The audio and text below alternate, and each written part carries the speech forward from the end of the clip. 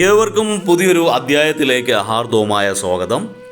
ഈ അധ്യായത്തിൽ നമ്മൾ വിശകലനം ചെയ്യുന്നത് അവിട്ടം നക്ഷത്രത്തിൻ്റെ 2024 ആണ്ട് സെപ്റ്റംബർ ഒക്ടോബർ മാസങ്ങളിലെ ഗുണദോഷ ഫലങ്ങളാണ്. ഞാൻ ആദ്യമായി ഒന്ന് പറഞ്ഞോട്ടെ, ഇത് അവിട്ടം നക്ഷത്രത്തിൻ്റെ പൊതുവായ ഫലമാണ് നമ്മളിവിടെ വിശകലനം ചെയ്യുന്നത്. നിങ്ങൾക്ക് ഓരോരുത്തർക്കും വ്യക്തിഗത ഫലം ലഭിക്കുന്നതിനായിട്ട് നിങ്ങളുടെ ജാതകം ഒരു ഉത്തമനായ ജ്യോതിഷിയെ കാണിച്ച് രാശി ചിന്തനം നടത്തി മുന്നോട്ട് പോകുന്നതായിരിക്കും എന്തുകൊണ്ടും നല്ലത്. ഇനി പൊതുവായ ഫലത്തിലേക്ക് വരാം.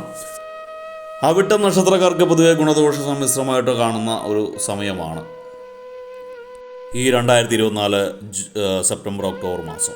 ഇതിലെടുത്തു പറയേണ്ടത്, പിതാവിൻ്റെ നീരസമായ പ്രവൃത്തി അല്ലെങ്കിൽ പ്രവർത്തനം മൂലം മനോദുഃഖം നിങ്ങൾക്കുണ്ടാകുന്നൊരു സമയമാണ്. പിതാവുമായിട്ട് അത്ര ഗുണകരമായിട്ട് നിങ്ങൾ പോകുന്നൊരു സമയമല്ല.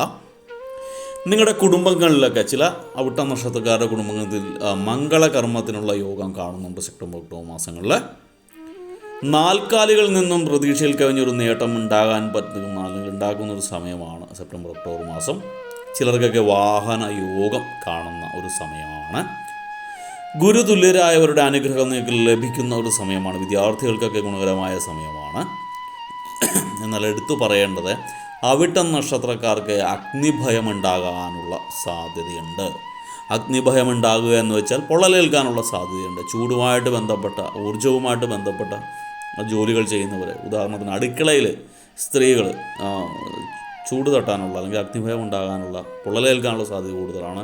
ഇലക്ട്രിക്കൽ വയറിങ് അല്ലെങ്കിൽ ഇലക്ട്രിക്കൽ വർക്കുകൾ ചെയ്യുന്നവർക്ക് ഷോക്കേറ്റിട്ട് ചൂട് തട്ടിയിട്ടുള്ള പ്രശ്നങ്ങൾ ഉണ്ടാകാനുള്ള സാധ്യതയുണ്ട്. എൻജിനീയറിംഗ് ജോലി ചെയ്യുന്നവർ, ബിൽഡർമാർ, അപ്പോൾ തീയുമായിട്ട് അല്ലെങ്കിൽ അഗ്നിയുമായിട്ട് അല്ലെങ്കിൽ ഇലക്ട്രിസിറ്റി ആയിട്ടൊക്കെ ബന്ധപ്പെട്ട് ജോലി ചെയ്യുന്നവരൊക്കെ വളരെ കരുതലോടുകൂടി മാത്രം ജോലികൾ ചെയ്യുക, ശ്രദ്ധയോടുകൂടി ജോലി ചെയ്യാതിരിക്കുക.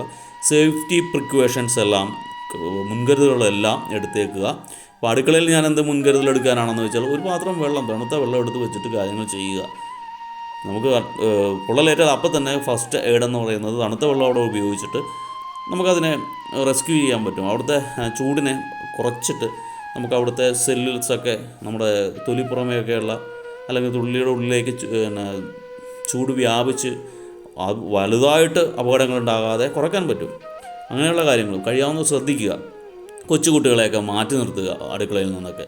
അവരൊക്കെ ഉണ്ടാകുന്ന, അവർ അറിയാതെ ചെയ്യുന്ന ചില തെറ്റുകൾ കൊണ്ട് നിങ്ങൾക്ക് വലിയ വില കൊടുക്കേണ്ടതായിട്ടൊക്കെ വരും. അപ്പോൾ മനസ്സിലായല്ലോ, സ്വന്തം തലച്ചോറ് ഉപയോഗിക്കുക ഈ സമയത്തൊക്കെ. ശരി, ഇനി അടുത്ത കാര്യത്തിലേക്ക് വരാം. നിങ്ങളുടെ ഭൂമിയോട് അനുബന്ധമായി കിടക്കുന്ന ഭൂമി വാങ്ങാനുള്ള യോഗമുണ്ട്. അത് വീടിനോട് അടുത്ത് കിടക്കുന്ന അല്ലെങ്കിൽ തൊട്ടടുത്തുള്ള ഭൂമി വാങ്ങാനുള്ള സാധ്യതയുണ്ട്. കർഷകർക്ക് കാലം അനുകൂലമായിട്ടാണ് തന്നെ കാണുന്നത്. അവർക്ക് വരുമാനമൊക്കെ കൂടുതലായിട്ടുണ്ടാകാനുള്ള സാധ്യതയുണ്ട്.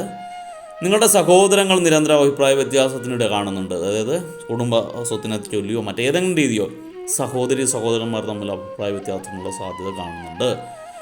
ദൂരദേശത്തു നിന്നും വിവാഹബന്ധം ഉണ്ടാകുന്നൊരു അവസ്ഥയുണ്ട്. വിവാഹചിന്തനം നടക്കുന്ന സ്ത്രീകൾക്കൊക്കെ വിദേശത്തു നിന്ന് പൗരത്വമൊക്കെയുള്ള വരന്മാരെ ലഭിക്കാനുള്ള സാധ്യതയാണ്. തിരിച്ചാണെങ്കിലും വധുവിനെ ലഭിക്കാനുള്ള സാധ്യതയുമുണ്ട്. അപ്പോൾ അല്ലെങ്കിൽ കുറച്ച് നമ്മുടെ ജന്മനാട്ടിൽ നിന്ന് കുറച്ചധികം ദൂരം യാത്ര ചെയ്തിട്ട് ആയിരിക്കും ചിലപ്പോൾ പുതിയ പങ്കാളി ജീവിതത്തിൽ വരുന്നത്. അപ്പോൾ അങ്ങനെയാകാം. സഹായികളിൽ നിന്നൊക്കെ ഉപദ്രവം വരാതെ നോക്കേണ്ട സമയമാണ്. നിങ്ങളുടെ ജോലിയിലൊക്കെ സഹായിക്കുന്നവരുടെ ഭാഗത്തു നിന്ന് ചില നമുക്കെതിരെ ചില നീക്കങ്ങളൊക്കെ ഉണ്ടാകാനുള്ള സാധ്യതയുണ്ട്. നിങ്ങളുടെ മുൻകോപവും ക്ഷമയില്ലായ്മയും വിനാശത്തിനിടവരുത്തും. എല്ലാവരോടും ചാതുര്യത്തോടുകൂടി സംസാരിക്കുന്നതാണ് ഈ സമയങ്ങളിൽ നല്ലത്.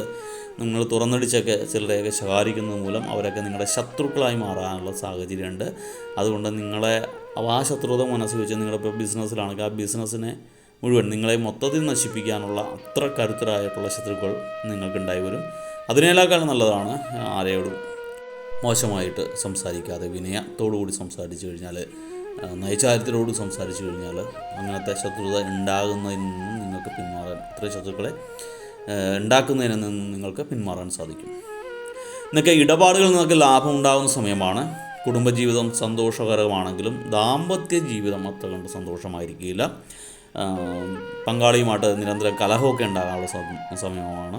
ഒപ്പം മാനസിക സംഘർഷങ്ങൾ ഉണ്ടാകാൻ സാധ്യതയുണ്ട് രണ്ടുപേർക്കും. മറ്റുള്ളവരുടെ കാര്യങ്ങളിൽ ഇടപെട്ട് ദുഷ്പേര് സമ്പാദിക്കാനുള്ള സാധ്യത കൂടുതലായിട്ട് കാണുന്നൊരു സമയമാണ്. ചിലർക്കൊക്കെ ഇഷ്ടജനങ്ങളുടെ വേർപാട് മനസ്സങ്കടത്തിന് ഇടവരുത്തുന്നതാണ്. ആ സമയത്തൊക്കെ ഈശ്വരഭജനം നിങ്ങൾക്ക് ഗുണകരമായിരിക്കും. അനാവശ്യ കൂട്ടുകെട്ടുകളിൽ കഴിയാവുന്ന ഒഴിവാക്കുക. നിങ്ങളൊരിക്കലും ഈശ്വര ചിന്ത കൈവിടിക്കരുത്. ഭഗവാനെ ധ്യാനിച്ച് മുന്നോട്ട് പോകുന്നത് എപ്പോഴും നല്ലതായിരിക്കും. ആത്മവിശ്വാസവും ഉത്സാഹമൊക്കെ മാസാവസാനമൊക്കെ ആകുമ്പോൾ വർദ്ധിച്ചു വരുന്ന സമയമാണ്. കാലമൊക്കെ എന്തായാലും നിങ്ങൾക്ക് അനുകൂലമായിട്ട് മാറും. നവംബർ ഡിസംബറൊക്കെ ആകുമ്പോൾ കുറേയൊക്കെ വ്യത്യാസങ്ങൾ നിങ്ങൾക്ക് വരുന്നതാണ്. നിങ്ങൾ തീർച്ചയായിട്ടും ബുധനാഴ്ചയും വ്യാഴാഴ്ചയും ദിവസങ്ങൾ വിഷ്ണു ക്ഷേത്രവും ബുധനാഴ്ച ശ്രീകൃഷ്ണ സ്വാമി ക്ഷേത്രവും ദർശിക്കേണ്ടത് ഗുണകരമാണ്. ശ്രീകൃഷ്ണ സ്വാമി ക്ഷേത്രം ദർശിക്കുന്ന ദിവസങ്ങളിലൊക്കെ പ്രണവഗായത്രി മന്ത്രാർച്ചന കൊണ്ട് അർച്ചന ചെയ്യുന്നത് ഗുണകരമായിരിക്കും. അപ്പോൾ വ്യാഴാഴ്ചയാണെങ്കിൽ നിങ്ങൾ വിഷ്ണു ക്ഷേത്രം ദർശിച്ചാൽ അവിടെ രക്ഷസിന് തിടപ്പള്ളിയിൽ പത്മവിട്ട് പാൽപ്പായസം നിവേദിക്കുന്നത് നല്ലതാണ്. നിങ്ങൾ നവഗ്രഹ ക്ഷേത്രം ദർശിക്കുകയാണെങ്കിൽ വ്യാഴഗ്രഹത്തിന് മഞ്ഞപ്പൂക്കൾ സമർപ്പിക്കുന്നത് നല്ലതാണ്. വ്യാഴഗ്രഹ പൂജ നടത്തുന്നത് നല്ലതാണ്. അതോടൊപ്പം തന്നെ വിഷ്ണു ക്ഷേത്രത്തിൽ പാൽപ്പായസം ഭഗവാന് പാൽപ്പായസം നിവേദിക്കുന്നത് നല്ലതാണ്.